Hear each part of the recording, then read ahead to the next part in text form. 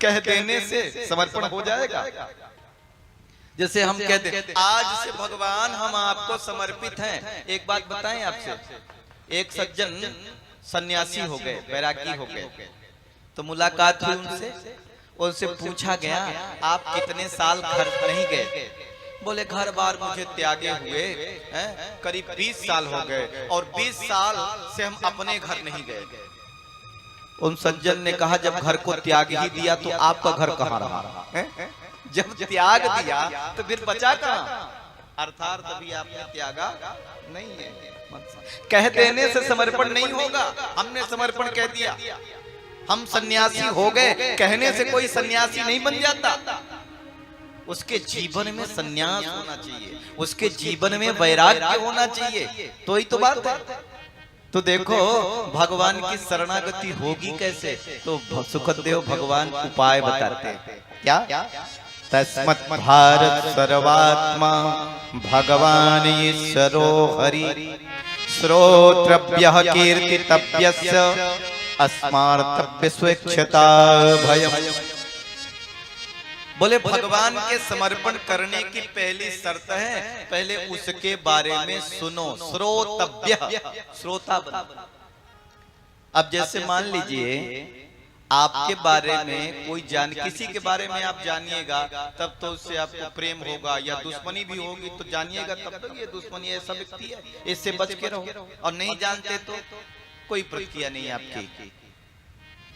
जाने बिनु न होए परतीत, बिनु परतीत होए नहीं प्रीत। जाने बिनु न होए परतीत, बिनु परतीत होए नहीं प्रीत। बिनु परतीत होए नहीं प्रीत। तो पहले जानिए, सुनिए उसके बारे में। आखिरकार ये गोविंद कौन है, ये कृष्ण कौन है, ये राम कौन है, ये नारायण कौन है, पहले उसके बारे में जानिए। अब हमारी सम्मानिया श्रीमती नीरा यादव जी हैं, जाती हैं क्षेत्रों में। अब जैसे लोग नहीं पहचानते, पहुंच गए, उनको पता ही नहीं। अच्छा यही शिक्षा मंत्री जी हैं, यही विधायक हैं।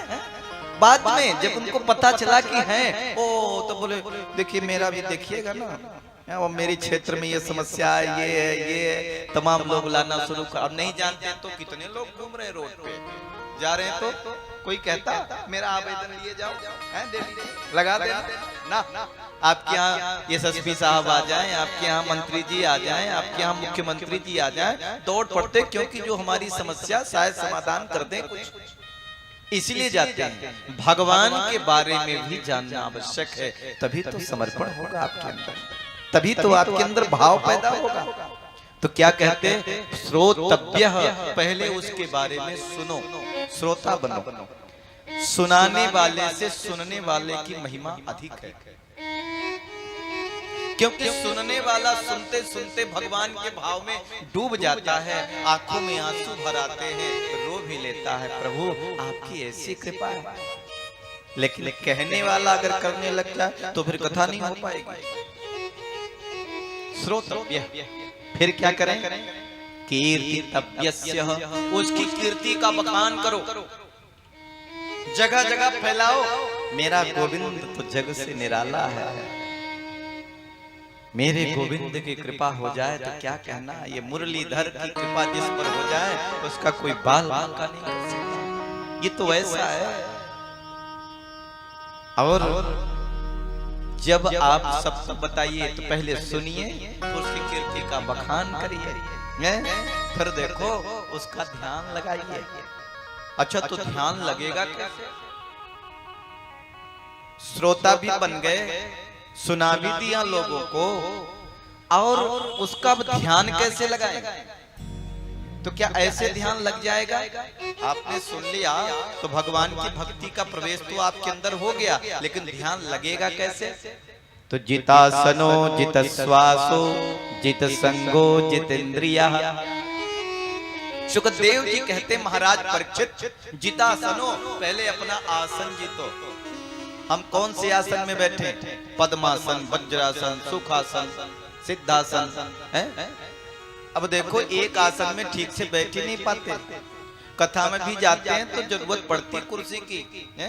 आजकल कुर्सी पे बैठे तो कौन हो गया? चौकीदार। जमीन पर बैठे तो जमींदार है? बताओ, आदत हो गई कुर्सी पे बैठने की, पैर ही नहीं मुड़ता।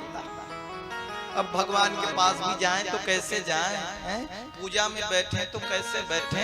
2 मिनट बैठे नहीं कि पैर में दर्द हो गया, फिर इधर अकड़न, फिर इधर जकड़न, फिर कहाँ की माला, कहाँ का ध्यान, एक किनारे रखो। बस हमसे तो बस इतना ही होगा, इससे ज्यादा कहीं कुछ नहीं। तो आसन को जीतिए पहले। जितासनो जित श्वासो, सांस को जीतिए।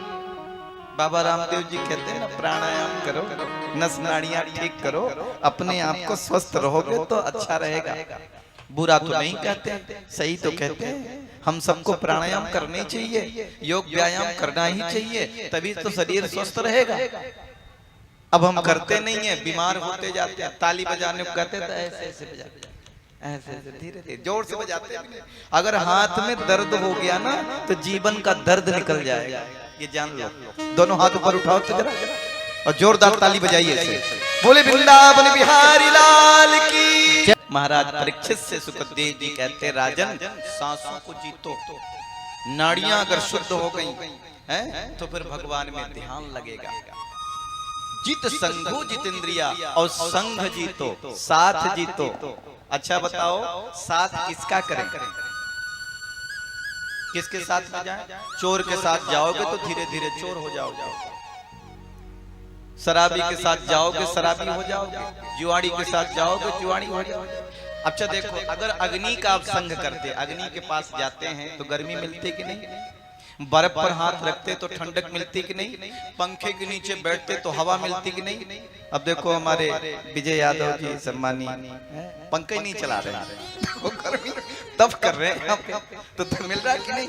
क्योंकि भगवान जी यहाँ बैठे, दीपक जल रहा है, तो वो देखो वो क्रम नहीं चला रहे, बैठे हुए। अब वो भी बैठी हैं और देखो गर्मी भी है, आप लोगों के पास तो हवा भी मिल रही है, लेकिन यहाँ तप हो रहा है। यही तपस्या। तो अग्नि के पास बैठते हैं तो अग्नि की गर्मी मिलती है, पंखे के नीचे बैठते हैं तो पंखे की हवा मिलती है, बर्फ पर हाथ रखते हैं तो ठंडक लगता है।